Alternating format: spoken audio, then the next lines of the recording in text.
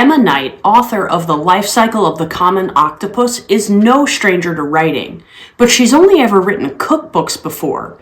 So does this debut novel have the recipe for success?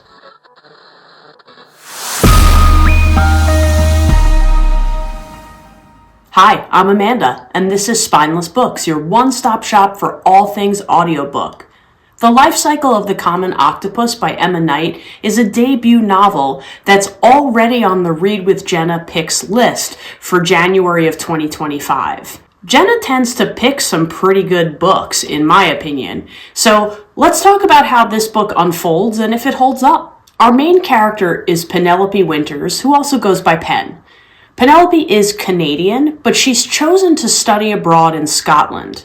Now, she's taken on this journey with her best friend Alice, but Penelope can't wait to get away from her hometown.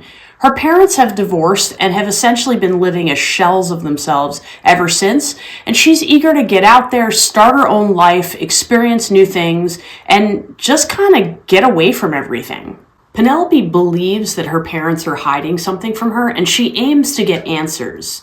Now, Alice is with her through thick and thin, by her side for the entire story, but there are tons of other characters in the book. Penelope's parents, all of their school friends, of which there are many, and also a family that Penelope meets while she's in Scotland. Penelope writes to world-famous author Lord Lennox because she believes there's a connection between him and her parents.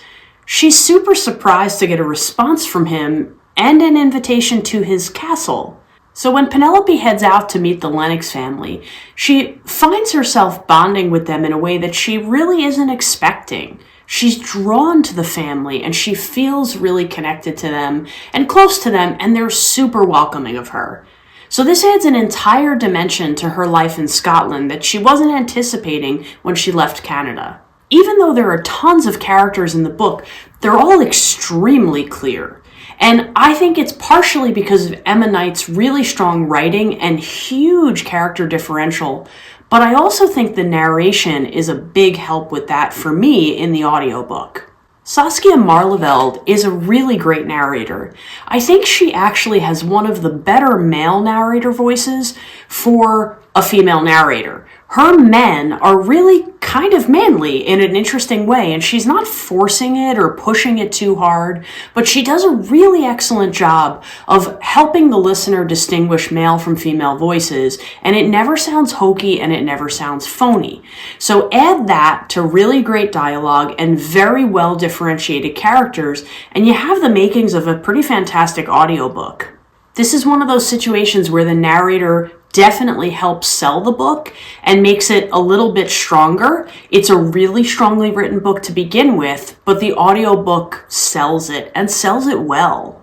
This isn't a book where everything works out like a fairy tale, but it's also not crazy, unrealistic. It's just sort of a regular story that feels like it could happen, and I think the writing makes it extremely strong and extremely compelling. This isn't a book where I was on the edge of my seat wondering about mysteries the whole time, although there are a few things that we don't learn until Penelope learns them, so there are some lingering things, that doubts and figuring out that has to happen. I was really intrigued by the story 100% of the way through. One of my favorite parts of it is how Alice's relationship with Penelope serves as a barometer for Penelope throughout the story, and Penelope does the same for Alice. Even though Alice is a secondary character, she has a really cool arc in the story, and I enjoyed reading about her just as much, and it didn't take away from Penelope. I try really, really hard not to read summaries of books and to just hear it's a good book and go with it. So I had no idea what this book was about. I was definitely intrigued by the title, The Life Cycle of the Common Octopus. So without spoiling anything, I will say I was extremely satisfied with why that title made sense, and it definitely misled me from the beginning and had me thinking I was going to be getting into something completely different than what I ended up in. I'm not unhappy about it though. I think it was a really great title, and I think when you read the story, you'll understand exactly why it fits, and it's extremely poignant.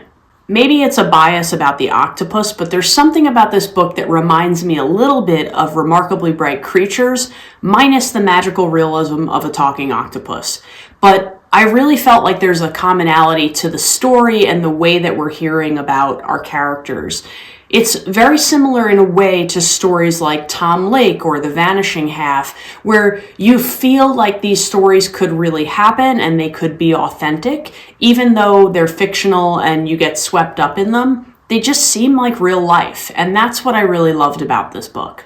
Overall, I really enjoyed it. I think this book is an excellent pick for a book club. There's lots to discuss, lots of characters, lots to dig into, and a lot happens even though it's like kind of just a simple story. I think Read with Jenna nailed this one as far as picks go. There are a couple of teeny saucy bits, not too saucy.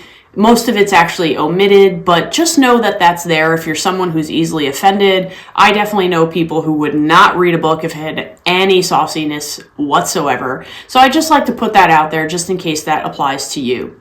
But I think this one was a winner. I really enjoyed it, and I got extremely invested in the characters, and I really wanted to know what was going to happen, even though it didn't have the crazy thrill and suspense that many books do.